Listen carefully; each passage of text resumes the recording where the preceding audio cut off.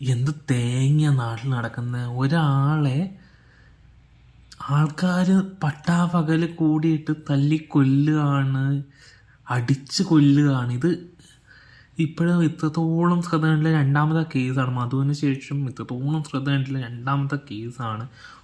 ഒരു ജീവനുള്ള ഒരു മനുഷ്യനെ കൊല്ലുകയാണ്. അതിപ്പം കൊല്ലുന്നവരുടെ രാഷ്ട്രീയമാണെങ്കിലോ മറ്റൊരു കാര്യം.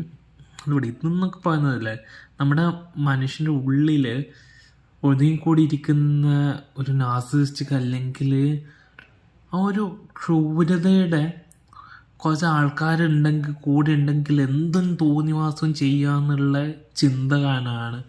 അല്ലാതെ എങ്ങനെയാണ് നമ്മളെ കേരളം മറ്റേതാണ് മറിച്ചതാണ് നമ്പർ 1 ആണ് തേങ്ങയാണ് മാങ്ങയാണെന്നൊക്കെ പറയുമ്പോൾ ഇതൊക്കെ നടക്കുന്നത് നമ്മുടെ കേരളത്തിലാണ്. നമ്മളിപ്പോഴും ഗുജറാത്തിൽ അങ്ങനെയാണ് ഇങ്ങനെയാണ് പശുവിന് വേണ്ടി തല്ലിക്കൊന്നു എന്നൊക്കെ പറയുമ്പോൾ ഇവിടെ എന്ത് കുന്ത നടക്കുന്നേ.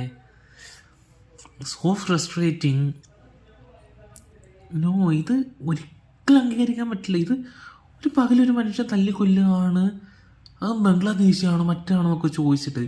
എന്തൊക്കെ തന്നെയാണെങ്കിലും ആൾക്കാർക്ക് ഒരാളെ തല്ലിക്കൊല്ലാനുള്ള യോഗ്യത എന്താണ്? ഇവിടെ പോലീസ് ഉണ്ട്, അവിടുത്തെ സിസ്റ്റം ഉണ്ട്, ജുഡീഷ്യറി ഉണ്ട്. ഇതൊക്കെ നിലനിൽക്കുമ്പോൾ ഇത് ആൾക്കാരുടെ ഉള്ളിലുള്ള ക്രിമിനൽ സ്വഭാവമാണ്.